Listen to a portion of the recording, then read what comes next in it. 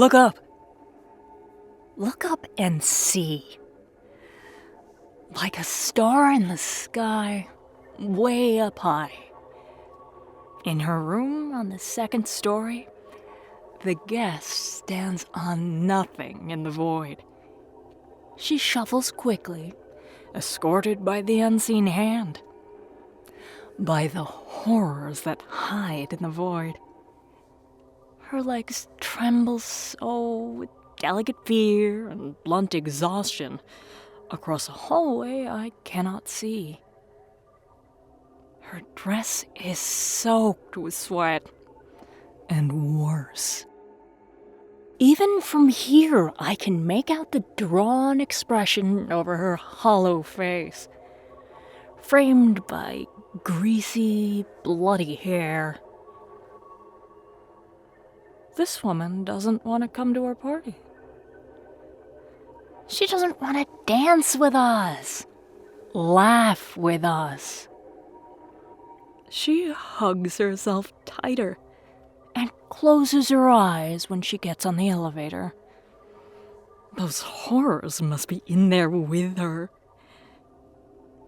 She wouldn't really be one of us, couldn't really be one of us, even if... Oh. When the elevator descends, she looks like she's flying. The hotel forces the elevator down in loud, thick gulps. Each swallow brings her deeper into the belly of the beast, closer to us. She's been on for an extended stay already, but I think tonight's her last night. The hotel wants us together for something. Or something is going to happen tonight. Muscle writhes beneath the sweating skin of the hotel, flickering with tense anticipation. Judy can feel it the same as us. She's not as excited as we are, but I can feel her in the elevator. Her blood is galloping through the corridors of her body. Her brain is soaked with adrenaline. Her muscles are burning jelly. Her heart's been pounding so loudly for so long that the only thing she knows anymore is that she isn't dead. How foolish.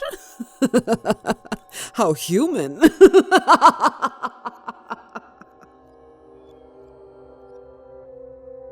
Miss Blashy descends on a beam of light, blooming with every color of the cosmos. Scared, dying, dirty. Her lips are dry and ragged from fire and fear. Her shoes are burnt and melted, as are her legs and arms. Here and there, thick bursts of boils line her skin under charred rips in her dress. The ironwork of her room making slow work its grisly task. The hotel takes her time when she wishes to. She's crowded in by the family of horrors that tormented her there. More of the hotel's digits finding and fiddling with her, keeping her moving, keeping her alert. Whistling a tune the universe kept secret for 1 billion years until Miss Blashy forgot every song she heard as a girl.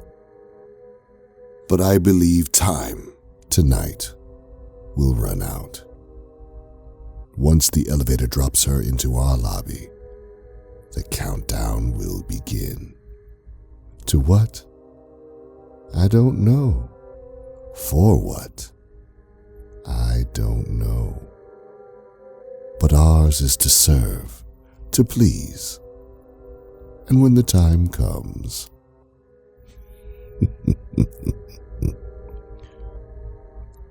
to kill. She barks out a sharp yelp when the elevator stops with a jerk. As much as she fought to contain her shivers, she trembles at the sudden stillness. The longer nothing happens, the more she twists. Her skin bulges out where the elevator landed. The flesh there is purple and yellow with chronic bruising. Red veins burst and weave painfully in the folds and rubs the skin dry. Cierge straightens up and fixes his perfect tie. Hop grins at me, bobbing herself up and down in anticipation. I hold up my palm and, with a twist, lower it slowly. She slows with my hand, restricting her bobs to simple head nods. I smile at her and step around from my desk. I put my hands behind my back and give Hop a significant look. I drift behind the others and rest my hands together behind me. Hop can barely contain herself, and Cierge is trying to control her with his eyes. He tilts his head down and looks up over his glasses, even though he isn't wearing them right now. I wonder if he knows he does that. The skin over the elevator peels open with a wet, tearing sound, revealing Miss Blashy and several long, fleshy individuals with knobby limbs. I wish I could tell him I noticed. blood and stomach acid, ankle deep, drains out onto the lobby floor. Judy looks out at me, and I flash her my warmest smile. Miss Blashy seems to understand that she is no longer safer with us than with them. But she sees people instead of monsters. I hold out my hand to her. I see everything. It's New Year's Eve, Judy Blashy. Welcome. Welcome to the hotel.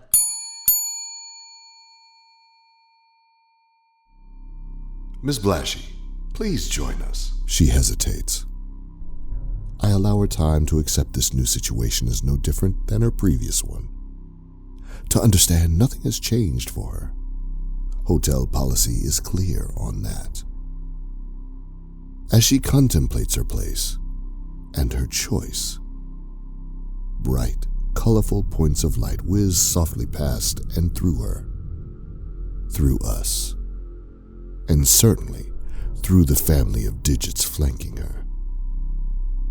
She does not look at them. She keeps my eye. I nod slowly, smiling my warmest smile.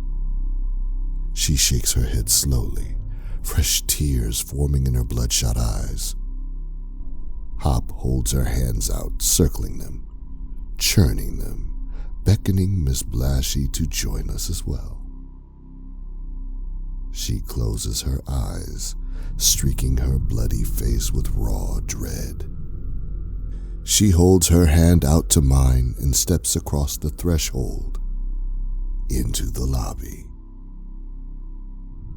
We have something special planned for you tonight, Judy. Judy looks as surprised as I do when she opens her eyes. Gone is the sweat and blood and grease. Gone are the burns and cuts and tatters. Her hair is shining and perfect. Her skin is glowing and soft. Her dress sparkles the same lightning blue as her shoes. They click against the meaty floor as she takes her last uncertain steps into death. Cierge offers her his arm. She reaches for it with a final glance back into the puckered, ragged opening of the elevator. Those funny little monsters are staring at her with big, wet eyes. The grass is always greener, huh, Judy? She looks pretty.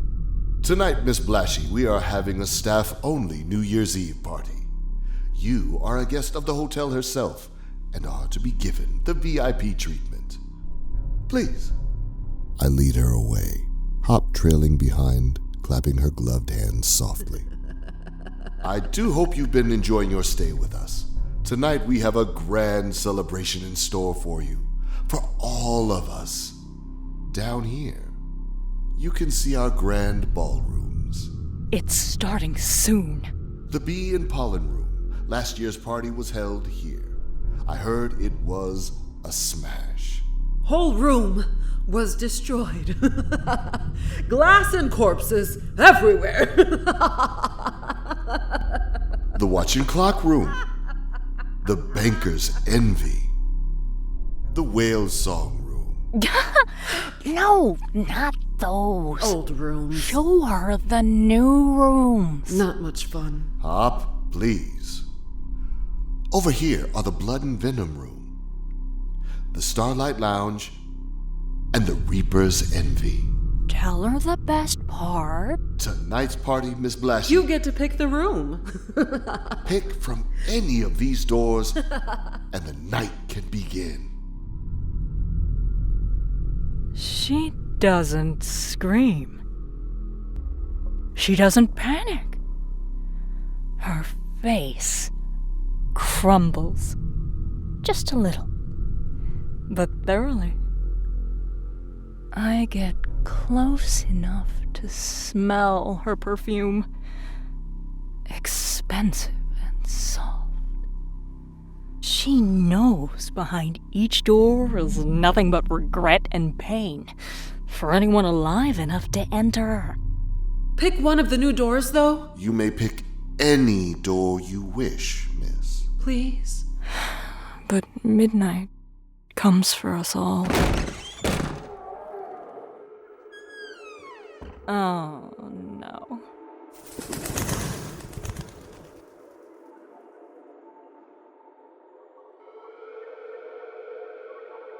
The Hotel was created and produced by Veronica, California, and Mark Whitten. Starring Kelly Nienaltowski as the manager, Mark Whitten as the lobby boy, Graham Rowat as the owner, Rissa Montanez as the bellhop, Damon Allums as the concierge, Bailey Wolfe as the auditor, and Christa Lewis. Music by Lauren Picorni, West Rodri, and special guest composer Zach Tatom-Drake. And produced by Pacific Obadiah.